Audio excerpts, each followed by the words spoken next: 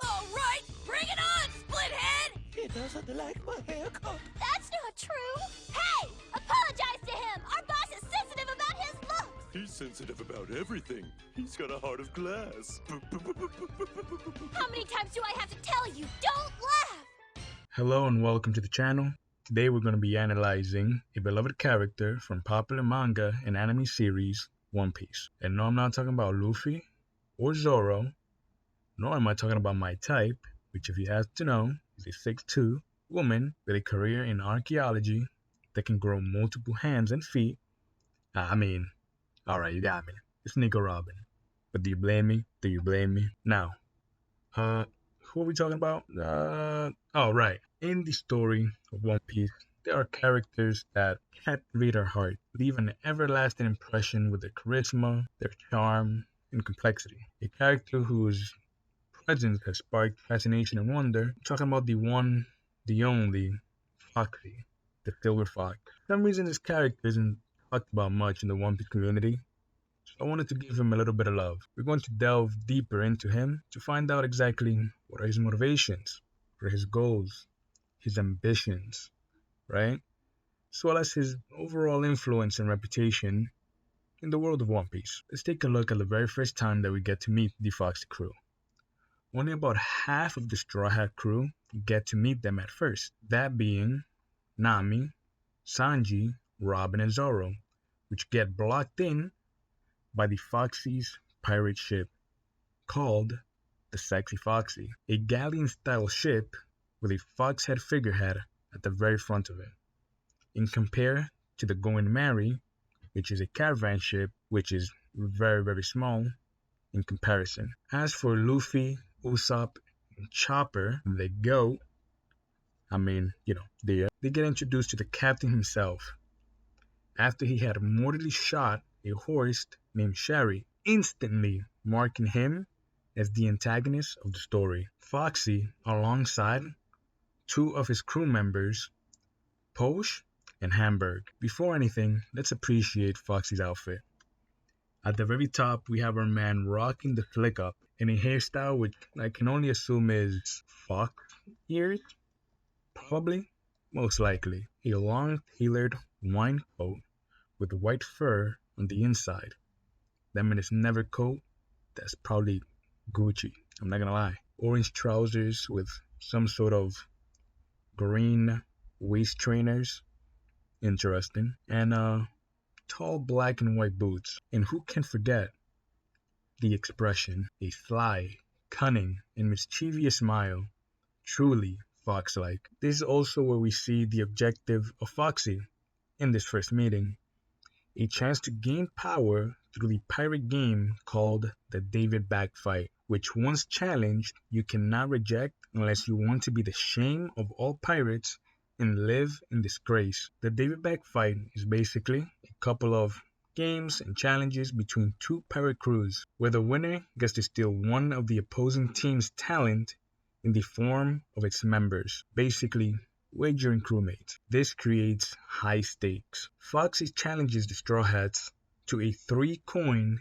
David Bag Fight, which are essentially rounds. The winning crew is determined based on the number of challenges they win throughout the competition. If one of the crew wins 2 out of 3 rounds, they have the option of officially starting the David Bag Fight, which the winning crew member challenges the losing crew into a one-on-one duel against captains. The winner of this then gets to take one additional crew member from the losing team, and then that's it. Well, you can also wager Jolly Rogers as well.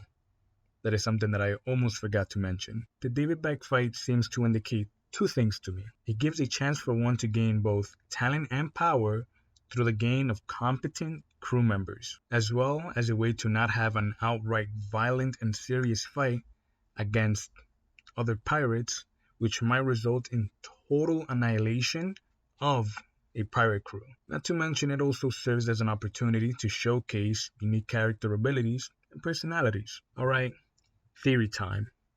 I don't know if this theory was ever theorized or talked about in the One Piece community, but while reading it, I couldn't help but think about Rock D. Zevek, right? And his pirate crew, the Rock Pirates. I couldn't help but think about how did, Rocks manage to get big shots, legendary pirates, and so far, the big three that I can mention is Whitebeard, Big Mom, Kaido, right? AKA the Warlords or the ex Warlords of the Sea. This brings me to think that maybe Rocks also used the David Back fight to gain these crew members. Maybe Foxy used the same strategy as Rocks did to gain some of his power. Why else would Foxy be so obsessed with this pirate game alongside the fact that he wants, crew members with higher bounties than even himself? It's a gamble that if he wins, he has everything to gain. Not to mention, he also has an overpowered devil fruit to do so. Talking about devil fruits, I haven't even gotten to that part yet. Within the David Back fight exists the rule of interference. During any time of the rounds, interference is allowed. This allows Foxy to showcase his ability as a trump card during the very first round, the Donut Race. A race around one of the rings in the island. Robin, Usopp, and Nami are faced against this challenge. Up against Porsche, a fisherman, and a literal shark, they could not have more of a disadvantage. Through the use of the interference rule, Foxy now evil scheme starts to lay out. First, a smoke screen, followed by a fake sign and a fake goal. Then a small scene of an injured old woman, which interestingly enough is one of Foxy's hobbies. Seems to be role-playing and cosplaying, even though he's not very good at them.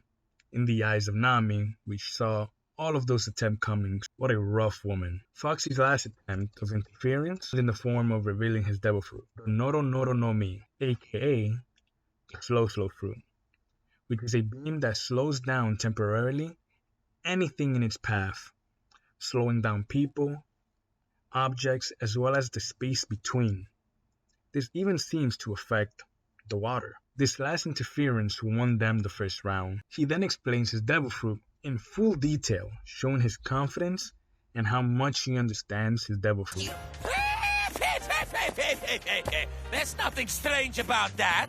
It was caused by slow-mo photon. They are particles unlike any others known to modern science. Whatever this light touches, be it an animal, a liquid, a solid, or even a gas, will lose a fixed amount of its velocity, while simultaneously retaining all its other energy. After I ate the slow fruit, I became a slow-motion man, capable of producing these particles from my body. Observe!